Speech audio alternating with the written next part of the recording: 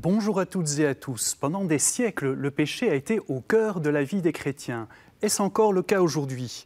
Dans l'imaginaire collectif aussi, le péché est bien présent et est souvent lié à ce qu'on appelle la culpabilité obsessionnelle, voire perverse. Mais au fond, le péché, qu'est-ce que c'est? Quel est l'impact psychologique de cette notion sur les personnes? L'idée de péché a-t-elle encore un sens aujourd'hui ou vaut-il mieux le bannir définitivement? Nos deux invités, un psychanalyste et un théologien, vont essayer de nous aider à y voir plus clair. Paul Scolas, bonjour. Vous êtes prêtre du diocèse de Tournai et théologien, spécialisé notamment dans des questions d'anthropologie chrétienne. Philippe Van Merbeek, bonjour. Bonjour. Alors, vous êtes neuropsychiatre, psychanalyste et professeur émérite à la faculté de médecine de l'UC Louvain. Vous êtes notamment spécialisé dans la thérapie des adolescents et des jeunes adultes. Alors, Paul Scolas, je commence avec vous. Est-ce que le péché est toujours une notion centrale de la morale chrétienne? C'est en tout cas une notion centrale du christianisme. Moi, je ne suis pas moraliste et je ne suis pas sûr que ce soit une notion d'abord de morale. C'est peut-être plus central que cela et ce n'est pas une notion première de toute façon. Mais il y a une réalité de fait que nous connaissons tous et qui réapparaît régulièrement sous des formes différentes, de l'énigme du mal, y compris le mal commis par des humains, et qui a parfois des proportions énormes et extrêmement impressionnantes.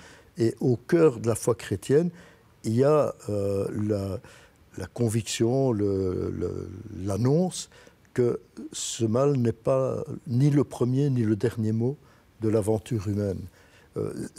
Et donc, le péché a une place extrêmement importante. La rémission des péchés, c'est continuellement présent et dans les textes les plus centraux du christianisme, ce serait assez difficile de l'évacuer, mais il est question de rémission. Et pas, ce qui est annoncé, ce n'est pas qu'il y a le péché, je dirais c'est presque le constat, mais qu'il peut être dépassé, qu'il y a une offre d'aller au-delà. Et le péché, la notion de péché, elle consiste à mettre le mal devant Dieu, dans la relation avec Dieu, ce qui, en fait, ne l'aggrave pas d'abord. C'est souvent ce qu'on perçoit, ce qui a été véhiculé, mais ce qui d'abord le met devant celui qui peut être un recours par rapport au péché, qui peut libérer du péché, qui peut donner d'aller au-delà. Je pense par exemple à cette scène qui est sans doute un des plus intense, si je puis dire, récit des évangiles, la femme qu'on présente à Jésus comme méritant d'être condamnée à cause de son péché d'adultère, et à qui il est déclaré « Va, je ne te condamne pas ». Tu peux aller tu peux vivre au-delà du péché dans une autre dynamique. Et donc, le péché, il est certainement central, mais il est lié à l'annonce d'une possibilité d'aller au-delà, d'une rémission, d'une vie au-delà du péché. Alors, Philippe Van Merbeek, je me tourne vers le psychanalyste. Est-ce que cette notion de péché a, je dirais, des effets négatifs sur les gens encore aujourd'hui? C'est une notion qui a été véhiculée pendant longtemps dans le christianisme. Est-ce que ça touche des gens encore aujourd'hui? Plus du tout. Enfin, je dirais, en tout cas, les jeunes, ceux qui sont nés au XXIe siècle, je pense que même ce concept ne leur passe pas par la tête. La question du mal, par contre, intéresse beaucoup les jeunes, ça c'est clair, puisque quand ils sont devenus adolescents, qu'ils sont encore pubères, qui peuvent donner la vie avec leur corps et leur sexualité, la question de la vie ou de la mort et du bien et du mal ou de la différence des sexes se pose radicalement, mais elle n'est plus du tout organisée par une transmission ou une, je dirais, tradition religieuse. Et quand elle l'est, c'est très inquiétant. Donc on a des jeunes qui sont malgré tout en quête de référence pour penser le bien et le mal, et qui en manquent cruellement, parce qu'ils vivent dans un monde de consommation immédiate, où tout est virtualisé et tout est numérique, où c'est tout de suite, y compris le sexuel. Alors évidemment, ce manque de référence fait qu'ils se retrouvent parfois vers des traditions plutôt du Xe ou bien XIe siècle, dans lequel, en effet, on retrouve des notions très radicales et très, très sommaires ou manichéennes du bien et du mal, de l'homme, de la femme, de la vie et de la mort. Et qu'heureusement, ils se convertissent pour cette raison-là. Donc en découvrant d'une certaine façon le péché, ils se convertissent, on pourrait dire ça? Non, en découvrant qu'ils ont un corps sexué et mortel, vraiment, ça c'est la découverte, je dirais, adolescente, et qu'il faut parvenir à le penser. Il est rempli de pulsions, et il n'y a plus de tradition qui les organise. Oui, dans toutes les cultures du monde, dès qu'un enfant était pubère, on le retirait à sa famille, on séparait les filles des garçons, on les éduquait, on donnait des mythes, des rituels, et initiés, ils pouvaient rentrer dans leur vie sexuelle, devenir père et mère à leur tour. On vit dans un monde sans tradition, en tout cas, les églises sont vides, sans mythe explicatif, et du coup sans morale transmise pour parvenir à penser les pulsions érotiques qui animent les corps des garçons et des filles pubères. Donc on n'arrive pas à mettre des mots sur certaines choses, un manque de repères. On n'arrive pas à refonder les interdits humanisants, oui, que l'enfant avait acquis jusqu'à l'âge de 6 ans et qui ont sauté complètement en éclat quand on est pubère, donc celui du meurtre, celui de l'inceste, celui de la différence sexuelle, celui de la dévoration de l'autre. Enfin, ces interdits-là volent en éclat parce qu'ils sont pubères, mais ils ne sont pas recadrés par une éducation ritualisante avec un mythe explicatif. Du coup, une autre question, est-ce que l'interdit ou la limite, c'est important? C'est fondamental. Oui, le petit de l'homme ne s'humanise et devient parlant que parce qu'il accepte des interdits. Il ne peut plus dévorer sa mère, il ne peut plus se nourrir de son sang, il ne peut plus la désirer de manière radicale et absolue. Alors du coup, il grandit, et puis à 6 ans, il se stabilise, et puis à 12 ans, tout va en éclat. Et du coup, s'ils doivent reconvoquer les interdits, d'ailleurs, la preuve de ça, c'est que quand on veut radicaliser un jeune de 18 ans et en faire un tueur, on le ramène à ses 12, 13, 14 ans, on fait sauter tout ce qu'il a pu réacquérir en sublimant ses pulsions. Et alors on en fait un tueur. Donc on le ramène à un moment où son corps pubère est traversé par des forces très violentes, et dans lequel en effet les forces de vie et de mort sont vraiment convoquées de manière complètement anarchique, ne sont plus du tout organisées et ritualisées. Alors évidemment, on peut retrouver chez eux une sorte de radicalité atroce, quand on voit un jeune qui égorge un autre jeune au nom de sa haine venant de l'Occident, qui est un jeune d'origine chrétienne, classe moyenne, et qui n'a aucune raison de se radicaliser comme ça. On voit bien que cette tranche de vie-là dans laquelle le mal ou la pulsion sexuelle non sublimée et non contrôlée peut réveiller, donner le pire.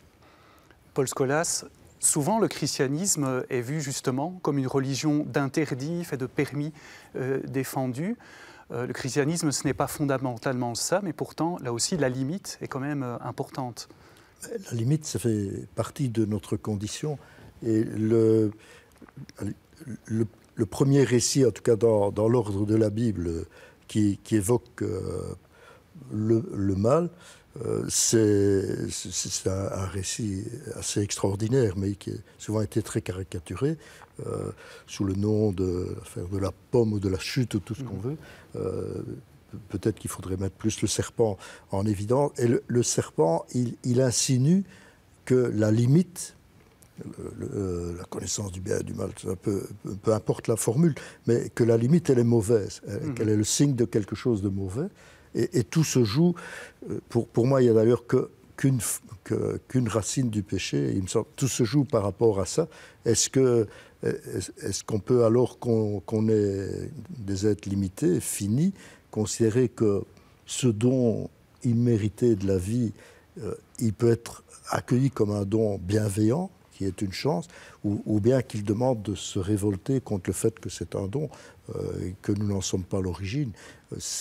Il me semble que c'est vraiment ça qui est le noyau, qu'on retrouve par exemple dans le récit des tentations de Jésus au désert. C'est exactement la même chose. Il vient de lui être dit par le Père, tu es mon fils bien-aimé, et le Satan, le diable, lui dit, si tu es fils de Dieu, pose-toi dans une auto-affirmation. Il me semble que ça, c'est vraiment le noyau. Et que là, il y a quelque chose de vraiment intéressant, mais qui est devenu très audible parce que ça a été... Oui, il y a une longue histoire par rapport à ça. Alors, ça me frappe qu'il y a vraiment deux types de positions, de situations pour le moment. moi, par rapport à notamment des prêtres, par exemple, un peu de ma génération, là, il faut absolument déculpabiliser, il faut plus employer ces mots. J'ai entendu l'autre jour quelqu'un qui prononçait les paroles sur le vin en disant non plus en rémission des péchés, mais je ne sais plus pourquoi, pour le bonheur, pour la vie, pour tout. Hop, tout ça est évacué parce que c'est... Et en même temps, des jeunes que je rencontre, ils sont complètement en dehors de ça et en manque justement de repères, de manière de se situer, etc. J'ai eu le premier dimanche de carême à propos des tentations au désert, en échange, on était 3, il y avait 2 d'un peu moins de 30 ans et moi, un échange là-dessus, c'était tout à fait passionnant, ça leur parlait beaucoup, mais ils avaient la clé pour le comprendre comme un langage mythologique qui n'était pas comme ça immédiat, et c'était vraiment intéressant comme échange, mais c'était complètement neuf pour eux. On était complètement ailleurs. Et donc la question, ce n'était pas de se libérer du péché, c'était de retrouver une manière de le comprendre, de comprendre sa vie, de comprendre les grands choix qui sont à faire. Philippe Van Merbeek, est-ce qu'à la limite, comment vous réagissez à ça? Est-ce qu'il faudrait réintroduire peut-être même la notion de péché? Je voudrais justement réagir à ça. Je pense qu'en effet, on est tenu aujourd'hui quand même vraiment de revisiter notre héritage chrétien pour le rendre accessible à des jeunes qui sont complètement incultes, enfin, qui n'ont plus du tout baigné dans une tradition religieuse. Et donc, en effet, la question du péché originel, enfin, ou du créationnisme, quand même, qui est très tendance du côté évangéliste, hein, parce que vous voyez que c'est pour ça que Trump a mis l'ambassade américaine à Jérusalem, c'est pour le jugement dernier qui va se passer là-bas, et que les évangélistes veulent que Jésus puisse revenir à Jérusalem. Si on ne revisite pas le péché originel, donc la création du paradis perdu, dont tout adolescent doit faire le deuil. Enfin, on ne peut pas retourner dans son enfance. Enfin, on doit entrer dans une image d'adulte. Au fond, devenir sexué mortel, ce qui est quand même ce qui arrive, je dirais, à Adam et Ève, c'est au fond d'avoir été pris au piège du serpent. Enfin, l'idée de Satan, comme une idée, c'est une métaphore du mal, enfin, du mal humain, qui est pulsionnant et qui est en effet animé par la pulsion de mort. C'est qu'au fond, on ne peut pas vouloir être Dieu. Enfin, on ne peut pas et dans notre monde actuel, avec le transhumanisme, avec l'extension humaine infinie, avec Google qui veut rendre les gens éternels, et vivre au-delà du bien et du mal, au-delà de la vie et de la mort, ou au-delà de la différence des sexes, au fond, il y a un monde où les jeunes pensent qu'en effet, on peut devenir Dieu, nous tous, enfin, se prendre pour Dieu. Ça, c'est quand même une toute-puissance, hors castration, hors limite, qui est complètement impossible, mais qui est dans l'air du temps. Et alors, rappelez qu'en effet, ce récit quand même, du IIIe siècle avant Jésus-Christ, dans l'héritage juif, est un récit magnifique sur que Dieu nomme les choses et nomme à l'homme, en effet, qu'il y a des choses interdites et impossibles, qu'il y ait de la castration dans son humanité, et qu'il ne doit pas se prendre pour le Dieu qu'il n'est pas. C'est quand même un message magnifique. Et si après ça, on prend Caïn et Abel, qui est le premier meurtre, c'est quand même une guerre fratricide pour une jalousie oedipienne. Enfin, donc c'est quand même, on a su en héritage quand même là des mythes extrêmement puissants au niveau symboligène. Mais on doit les revisiter, pas du côté créationniste, mais du côté, en effet, de leur côté universalisant, enfin, et du coup éclairant pour un jeune qui a 12, 13, 14, 15 ans. Du coup, la notion de Dieu aussi peut être intéressante d'un point de vue psychologique. C'est fondamental. Donc, je pense que Freud s'est trompé. Parce que Freud a dit le père ou Dieu est mort. Lacan a dit Dieu est inconscient. Et moi, j'écris un livre dans lequel j'ai dit Dieu est-il inconscient? Donc, il n'y a pas d'inconscient humain sans l'idée de Dieu. Donc, c'est tout à fait universel. Donc, toute l'humanité, dès lors qu'elle a un inconscient qui n'est pas complètement aux commandes de sa conscience de forme réflexive et rationnelle, est animée par un questionnement sur l'infini, sur l'idéal, sur le plus grand que soi, sur l'amour après la mort. Enfin, des grandes questions humaines sont dans l'inconscient collectif de nous tous. Et là, on voit bien quand même qu'on ne peut pas faire l'économie de penser plus grand que son père ou sa mère, plus grand que soi, plus grand que sa finitude, pour tendre vers un idéal. Et donc, Dieu est clairement inconscient. Paul Scholas, Dieu, dans le christianisme, évidemment, c'est celui qui apporte le salut, c'est celui qui nous libère justement du péché, qui répond aussi à la quête de sens. Est-ce qu'en tant que prêtre et théologien, vous sentez cette quête de sens, peut-être même chez les chrétiens? Ça, certainement.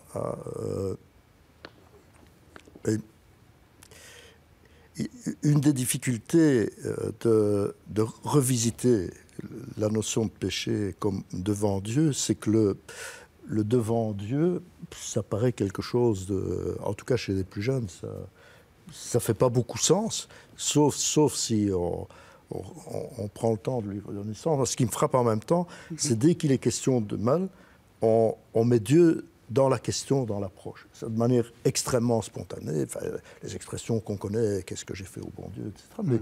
Mais c'est, à ce moment-là, ce qui nous dépasse est en cause là-dedans. Alors, là, il y a visiblement quelque chose à retravailler en redonnant du sens à ces vieux récits. On faisait allusion déjà à plusieurs, mais dans les évangiles, c'est continuellement cela qui est en jeu. Et on a aussi, dans notre tradition, alors, des gestes sacramentels qui ont une force extraordinaire, mais qui ont été très abîmés en recentrant finalement sur soi-même, alors que ces gestes-là ouvrent sur un autre, qui ouvre un nouveau chemin. Quand on a des expériences, mais on n'est pas envahi par ça, mais il y a quelques mois, quelqu'un d'assez jeune me téléphone en disant qu'il veut vivre ce sacrement de la réconciliation. Il a peut-être dit se confesser. Bon, j'avoue que ça n'arrive pas toutes les semaines. Hein. Et alors, c'était quelque chose de très lourd pour lui à vivre. Et ça avait un sens très fort de pouvoir dire de la part de Dieu en qui il croyait, devant qui il se sentait coupable, jugé, je ne te condamne pas. Enfin, Dieu, pas moi, mais Dieu ne te condamne pas. Et comme il croyait à cette parole, ça a une force extrêmement grande et libératrice. Mais c'est très rare aujourd'hui de vivre ça. C'était quelqu'un qui n'avait pas 40 ans. Il avait de la chance d'avoir encore ces clés-là pour relire quelque chose qu'il vivait comme extrêmement grave dans sa vie. Et là, alors, Dieu est dans l'affaire, quoi. Parfois, est-ce qu'on ne devrait pas se dire aussi que, même pour des chrétiens pratiquants, beaucoup de choses ne sont plus connues, il faudrait vraiment les redécouvrir, comme ces choses fondamentales, comme certains sacrements. Mais c'est évident, ça, que notamment tout le registre de la sacramentalité, qui est quand même assez important, parce qu'on est une tradition d'abord de la parole, mais d'une parole faite chair, et donc là, on est touché par cette parole dans des gestes qui nous touchent au corps. Ça, c'est extrêmement important. Et cette dimension-là, elle est, y compris chez une bonne part de ceux qui la pratiquent encore, et qui ne sont pas extrêmement nombreux, elle est plus perçue. Elle est perçue comme ennuyeuse. Et d'ailleurs, de la sacramentalité, la plupart des chrétiens retiennent surtout la parole, l'enseignement. Et là, il y a quelque chose qui manque, parce que ça ne prend pas corps justement dans une vie. Et prendre corps, c'est toucher aussi à la limite, c'est toucher à la sexualité, c'est toucher à ce que nous sommes, quoi, en vérité. Et là, il y a quelque chose qui s'est abîmé là-dedans, qui n'est pas complètement abîmé, mais qui l'est quand même très fortement. Philippe Van Merwijk. Je peux réagir à ça. Donc, je pense que nous, les psys, on a pris un peu la relève des directeurs de conscience d'il y a 40-50 ans. D'ailleurs, beaucoup de prêtres, quand ils sont partis, sont devenus psychanalystes. Donc, il y a eu un passage de la pratique. C'est-à-dire que maintenant, les gens viennent se faire coacher. En fait, il n'y a pas de série télévisuelle sans avoir un psy tous les quarts d'heure, 20 minutes pour faire avancer l'histoire. Donc, les gens vont parler à des psys. Ils vont plus se confesser, ils viennent quand même parler de leurs angoisses, de leurs peurs, de l'image qu'ils donnent, du sentiment, parfois aussi qu'ils ont fait mal des choses, dans une conscience. Mais nous ne sommes pas là pour pardonner, enfin nous ne sommes pas là en tout cas pour... on est là pour les écouter et pour les aider à mentaliser, je dirais formaliser. Mais sur l'idée donc du religieux, donc moi ce qui m'intéresse beaucoup c'est le risque pour nos jeunes de se convertir à des religions un peu infantiles, voire perverses, dans lesquelles il y a une idée d'un Dieu... le Père Tout-Puissant, vraiment qui est toujours du côté de la justice, du jugement dernier, de l'enfer, de la damnation, enfin un héritage qui, du côté des chrétiens, c'est quand même un peu estompé, à part qu'il est toujours dans le credo, mais quand même, je dirais dans l'islam, c'est Jésus qui vient pour le jugement dernier à Jérusalem, hein, c'est vraiment le prophète porte les valises derrière. Mais cette idée d'un Dieu le Père Tout-Puissant qui est toujours sanctionnant, menaçant et qui vous menace de damnation est une idée formidablement infantile et très très peu évangélique. Alors, il faut dire à nos jeunes, cesse de prier un Dieu le Père qui te menace, qui te contrôle, qui surveille ce que tu fais avec ta main dans ta culotte. Enfin, ce sont des images infantiles, c'est une image de ta culpabilité oedipienne. Pense plutôt que dans le monde chrétien, on a la chance d'avoir une incarnation, donc une idée quand même que Dieu se fait homme, et une idée trinitaire dans laquelle le Fils est l'égal du Père. Donc c'est d'une audace invraisemblable. On n'a ça dans aucune autre religion monothéiste du monde, quand même, et c'est celle qui est la source même du progrès et des droits de l'homme. C'est quand même autrement porteur, vous voyez, que l'idée de la punition, de l'abnégation, enfin de la damnation, des indulgences, de gagner son ciel. Enfin, c'était quand même une religion peu évangélique, en tout cas la chrétienté sur ce mode-là, pas très fidèle en tout cas à Jésus dans ce qu'il a apporté quand même de vraiment extrêmement nouveau. Et en même temps, on n'en parle non plus que nos jeunes, vous voyez, c'est ça qui me frappe, c'est que font les jeunes peu informés de nos milieux à nous, d'origine chrétienne, de classe moyenne, qui n'ont qu'une raison sociale, se convertissent à l'islam. Parce qu'évidemment, là, il y a, en tout cas l'islam radical, une sorte de moralité incroyable. Les filles se masquent, se cachent, les hommes, les filles garçons n'ont pas de rapport sexuel.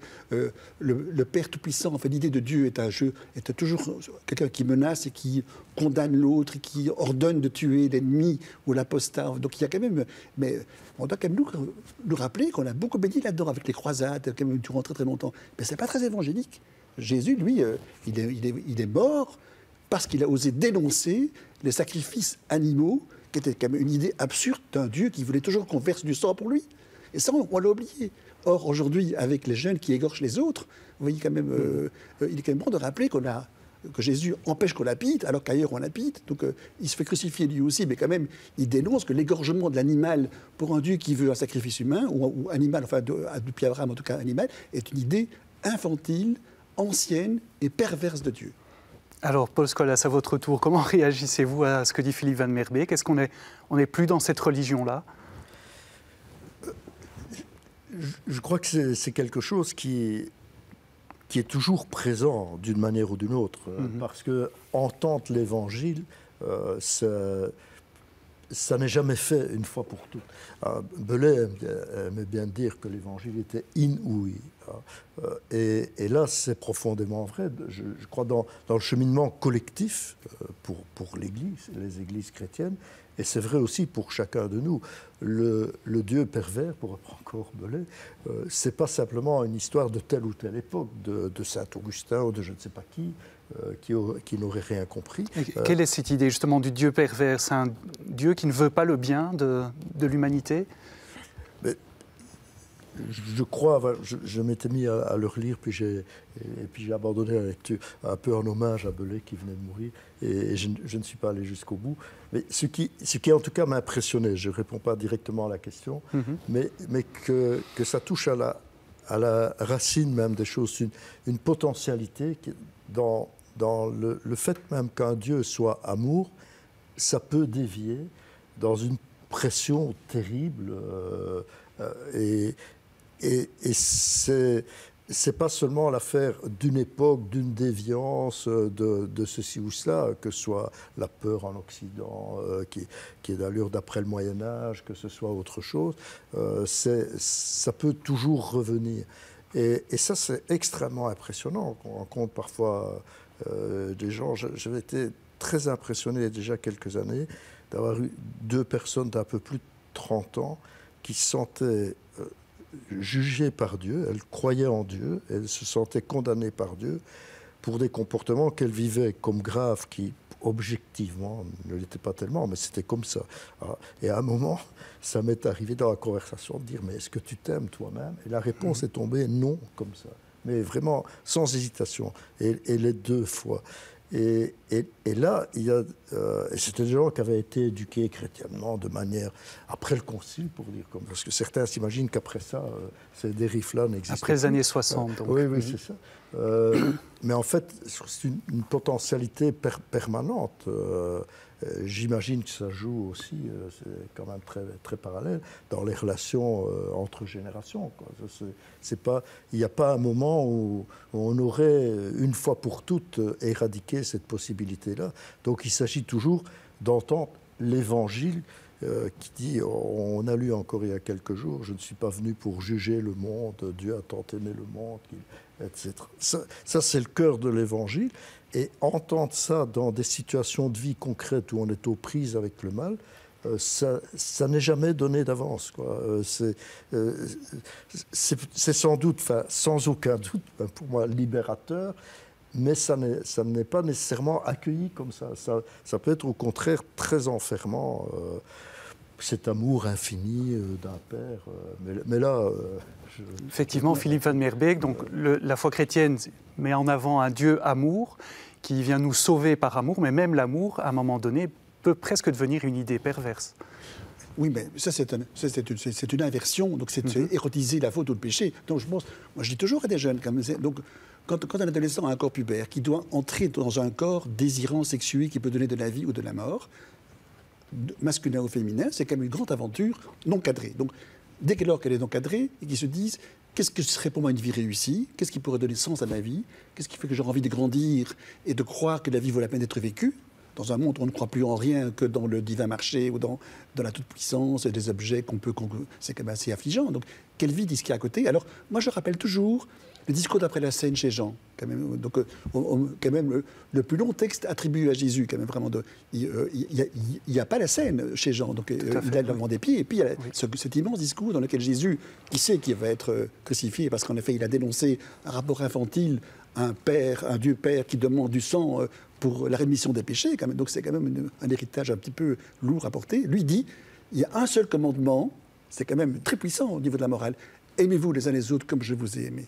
Et puis il dit, comme s'il avait écrit pour les adolescents contemporains qui se suicident beaucoup, la plus belle preuve d'amour, c'est de mourir pour quelqu'un que l'on aime. C'est incroyable, oui. Donc, moi, j'interroge beaucoup des jeunes qui sont suicidaires, qui sont déprimés pour des raisons multiples et variées. Plutôt que de dire « ne te tue pas », je leur dis « pourquoi serais-tu prêt à mourir ?» Et pas pour un Dieu Père pervers qui demande de tuer, je dirais, l'incroyant. Donc, tous me disent toujours « je suis prêt à mourir pour quelqu'un que j'aime ». Ils n'ont pas reçu de catéchisme, ou très peu. Ils n'ont pas lu Jean, donc ils ont reçu ça en eux. Donc, ils ont en eux que plus grand qu'eux est l'amour de l'autre, pas du même. Donc, et là, on voit quand même que l'héritage chrétien est un cadeau fantastique, vraiment, vraiment. Et si la résurrection, c'est ça, c'est que l'amour est plus grand que la mort. Dire ça à un jeune qui a envie d'aimer, d'être aimé, et qui n'a pas uniquement envie de baiser ou d'aller sur des sites porno ou d'acheter sur Amazon tous les objets qu'on lui offre tout le temps pour consommer, lui dire, on a une grande tradition dans laquelle un jeune rabbin, quand même vraiment...